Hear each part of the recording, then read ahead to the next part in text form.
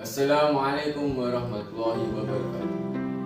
Salatu wassalamu asrofil anbiya'i wal mursalin wa ala alihi wa sahbihi ajma'in amma ba'd.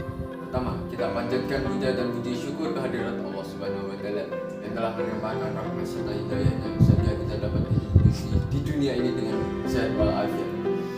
Dan kedua kalinya, tidak lupa kita aturkan selawat serta salam kepada junjungan kita Nabi Agung Muhammad sallallahu alaihi wasallam yang telah memberikan kita ilmu serta manfaat dari terjadinya menjadi baik sama seperti saat. Perkenalkan, nama saya Muhammad Nafal Al-Gufran dari kelas BPIB semester 3 dengan NIM 303222039. Di sini kan saya membawakan materi tentang ayat. Ayat sendiri itu berasal dari bahasa Jawa yang artinya adalah ketenangan hati.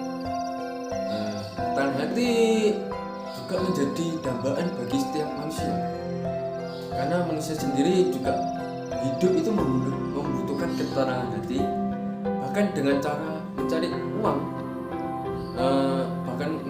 mengeluarkan uang, mereka belum juga menemukan ketenangan hati yang menurut manusia itu sendiri menjadi benar-benar tenang di dalam hati mereka.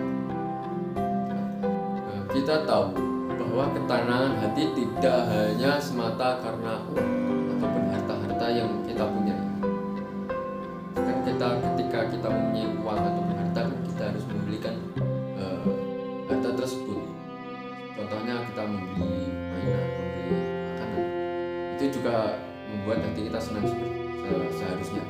Tapi kita harus juga paham bahwasanya hati ini dibuat oleh siapa dan awalnya dari siapa. Di sini kita harus tahu bahwasanya hati adalah milik Allah Subhanahu wa taala, karena dari Allah lah kita juga bisa tenang. Allah berikan ketenangan kepada setiap manusia, setiap individu, kepada semua manusia. Jadi kita tidak hanya memberikan uang, kita harus paham bahwasanya hati yang tenang itu juga datangnya dari Allah Subhanahu wa taala. Seperti yang saya katakan tadi, teman-teman, banyak manusia yang mencari ketenangan hati melalui seperti hiburan, musik-musikan, jalan-jalan, dan bahkan mereka bisa saja mencari kesenangan hati itu dengan judi, atau bahkan minum-minuman obat terlarang. Itu bahkan bisa membuat mereka menenangkan hati mereka, tetapi itu juga menimbulkan hal negatif yang tidak disukai oleh Allah Subhanahu wa taala, karena dapat menyebabkan dosa terhadap mereka yang melakukan hal-hal kesenangan duniawi seperti hal-hal tersebut yang sudah saya terangkan. Jadi kita harus mencari ketenangan hati itu dengan hal-hal yang positif. Di sini ada sebuah firman Allah Subhanahu wa taala dari Quran surah Ar-Ra'd di ayat 28. A'udzubillahi minasyaitonir rajim. Bismillahirrahmanirrahim. Alladzina amanu wa tatma'innu qulubuhum bi dzikrillah. Alla bi dzikrillahi tatma'innul qulub. Yang artinya yaitu orang-orang yang beriman dan hati mereka menjadi tentram dengan mengingat Allah Subhanahu wa taala. Ingatlah, hanya dengan mengingat Allah Subhanahu wa taala hati menjadi tentram. Quran surah Ar-Ra'd ayat 28. Pesan yang kita dapatkan dari ayat yang saya bacakan tersebut adalah orang-orang yang beriman kepada Allah dan Rasul-Nya, hati mereka menjadi tenang dan tentram, karena bagi mereka hanya mengingat Allah lah hati ini menjadi tenang. Seperti yang saya katakan, bahwasanya mencari ketenangan hati bisa melalui zikir. Zikir di sini yaitu mengingat Allah. Dan cara berzikir setelah sholat atau bahkan kita mencari waktu luang kita zikir, itu dapat menenangkan hati kita. Yang pertama tadi adalah zikir. Yang kedua adalah ikhlas. Dan cara kita ikhlas untuk bisa tenang hati kita. Ikhlas menerima keadaan, ikhlas dalam apapun. Seperti contohnya kita ikhlas bahwasanya kita hidup dengan kehidupan yang sederhana, dengan ikhlas kita merasa hati yang tenang. Terus yang ketiga adalah kita harus bersyukur dan hidup ini. Dengan rasa syukur yang kita miliki itu dapat menenangkan hati kita. Dan dengan rasa syukur kita mendapatkan juga pahala dari Allah Subhanahu wa Ta'ala. Terus juga syukur dari kita mendapatkan apa yang kita miliki, dari kesederhanaan kita. Itu juga membuat kita tenang.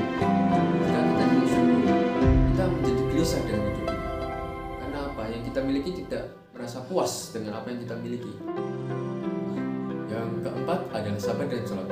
Dengan cara kita sabar dan sholat, kita juga sama dengan halnya berzikir.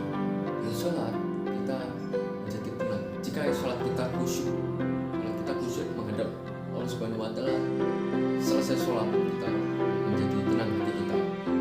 Dan yang terakhir adalah qanaah adalah perilaku yang menerima ketentuan Allah Subhanahu wa Ta'ala, mulai dari istri, jodoh, dan maut. Itu kita harus menerima semua itu dari Allah Subhanahu wa Ta'ala. Jika kita menerima itu semua dari Allah Subhanahu wa Ta'ala, kita menjadi tenang hati kita dan kita gelisah dari semua hal kelima tadi. Kita dapat simpulkan bahwasanya jika kita melakukan sebisa kita salah satu dari kelima tersebut, insya Allah membuat hati kita merasa tenang, nyaman, dan dari itu semua saya juga merasakan bahwasanya dalam hidup ini saya juga merasakan yang namanya gelisah. Saya juga mencari ketenangan hati. Tapi di sini saya mencari ketenangan hati menurut saya adalah dengan cara bersolawat. Ketika saya gelisah, saya selalu bersolawat. Dengan solawat, saya merasakan yang namanya ketenangan. Itu ayat yang saya sebutkan tadi. Dengan solawat, saya juga merasa bisa memberikan salawat kepada Nabi Muhammad SAW. Kan jika kita tadi yang saya sebutkan bahwasanya, saya katakan bahwasanya dengan mengingat Allah dan Rasulnya itu juga membuat kita merasa tenang. Nah, itu membuat saya juga dengan cara bersolawat. Itulah materi yang dapat saya sampaikan.